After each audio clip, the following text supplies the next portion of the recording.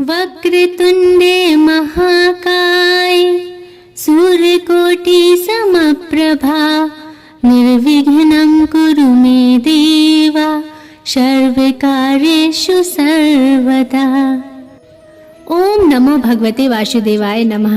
हर हर महादेव। राधे राधे। मेरी सभी माताओं बहनों और भाई बंधुओं को मेरा नमस्कार है। आप सभी का भारतीय वंदनी चैनल में स्वागत है। मित्रों, इस गणेश उत्सव के शुभ अवसर पर आने वाले 10 दिनों में हम गणेश जी की 10 रोचक कथाएं सुन रहे हैं। इसी क्रम में आज मैं आपको गणेश जी की चौथी कथा का रसपान कराने जा रही हूँ, जिसका शीर्षक है क्या हुआ जब गणपति जी ने किया सभी देवताओं को निमंत्रित।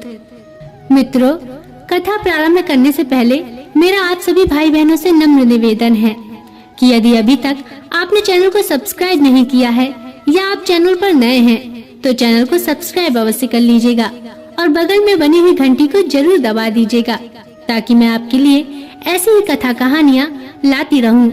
तो चलिए श्री गणेश के दर्शन करते हुए कथा को शुरू करते हैं। मित्रों, एक बार की बात है, एक बार भगवान शिव के मन में एक बड़े यज्ञ के अनुष्ठान का विचार आया। विचार आते ही वे शीघ्र यज्ञ प्रारंभ करने की तैयारियों में जुट गए। सारे गणों को यज्ञ अनुष्ठान की अलग अलग जिम्मेदारियां सौंप दी गयी, लेकिन सबसे बड़ा काम था यज्ञ में सारे देवताओं को आमंत्रित करना। आमंत्रण भेजने के लिए पात्र व्यक्ति का चुनाव किया जाना था, जो समय रहते सभी लोकों में जाकर वहां के देवताओं को ससम्मान निमंत्रण दे आए। ऐसे में किसी एक ऐसे व्यक्ति का चयन किया जाना था जो तेजी से जाकर ये काम कर दे। लेकिन भगवान शिव को ये भी डर था कि कहीं आमंत्रण देने की जल्दी में देवताओं का अपमान ना हो जाए, इसलिए उन्होंने इस काम के लिए गणेश जी का चयन किया। गणेश बुद्धि और विवेक के देवता हैं, वे जल्दी में भी कोई गलती नहीं करेंगे। ये सोचकर शिव जी ने गणपति जी को बुलाया और उन्हें समस्त देवी देवताओं को आमंत्रित करने का काम सौंपा। मित्रों, फिर क्या था, गणेश जी ने इस काम को साहस से स्वीकार किया, लेकिन उनके साथ एक समस्या यह थी कि उनका वाहन चूहा था जो बहुत तेजी से चल नहीं सकता था। गणेश ने काफी देर तक चिंतन किया कि किस तरह वे सभी लोकों में जाकर आदर पूर्वक सभी देवताओं को यज्ञ में शामिल होने का आमंत्रण दे पाएं। बहुत विचार करने के बाद उन्होंने सारे आमंत्रण पत्र उठाए और पूजन सामग्री लेकर ध्यान में बैठे और शिव के सामने बैठ गए। गणेश जी ने विचार किया कि यह तो सत्य है कि सारे देवताओं का वास भगवान शिव में ही है। उनको प्रसन्न किया तो सारे देवता प्रसन्न हो जाएंगे।